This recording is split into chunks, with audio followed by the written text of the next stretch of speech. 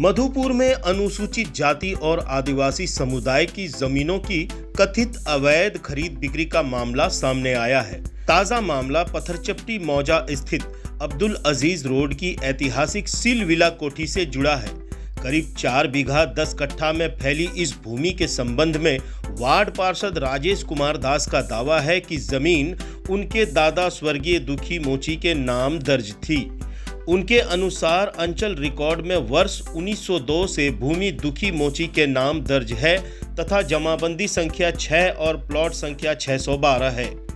राजेश कुमार दास के मुताबिक वर्ष 1955 में दुखी मोची ने उक्त भूमि संध्या रानी सील को 50 वर्षों के लिए लीज पर दी थी, जिसकी अवधि वर्ष 2005 में समाप्त हो गई।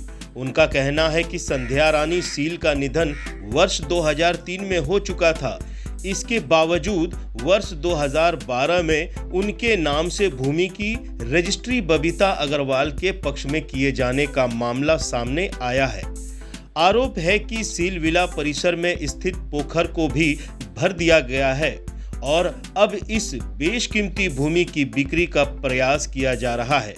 वहीं भूमि के स्वामित्व और दस्तावेजों की वैधता का अंतिम फैसला न्यायालय में लंबित मामले के निपटारे के बाद ही होगा। मामले में स्वर्गीय दुखी मोची के वंशजों ने न्यायालय का दरवाजा खटखटाया है। हमारा उद्देश्य किसी भी पक्ष के पक्ष या विपक्ष में फैसला सुनाना नहीं है।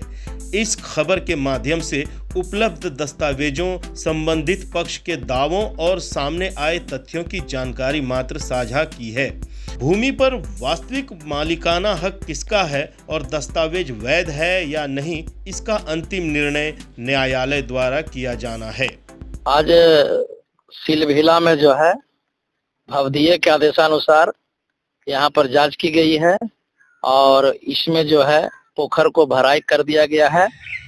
ये जो सील विला कोठी है ये हमारे पुश्तैनी ज़मीन है, हमारे पूर्वजों की ज़मीन है।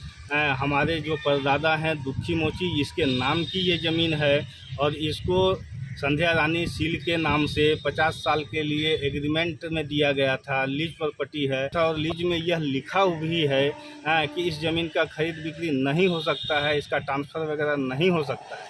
उसके बावजूद भी इस ज़मीन को बेचा गया। ये आपका एग्रीमेंट ख़त्म होने के बाद 2005 में इसका एग्रीमेंट ख़त्म हो गया। उसके बाद इस ज़मीन को बेच दिया गया और अभी तत्काल जो है कि वर्तमान में आपका सिविल कोर्ट में टाइटल सूट चल रहा है। सिविल केस नंबर आपका 288/2021 है।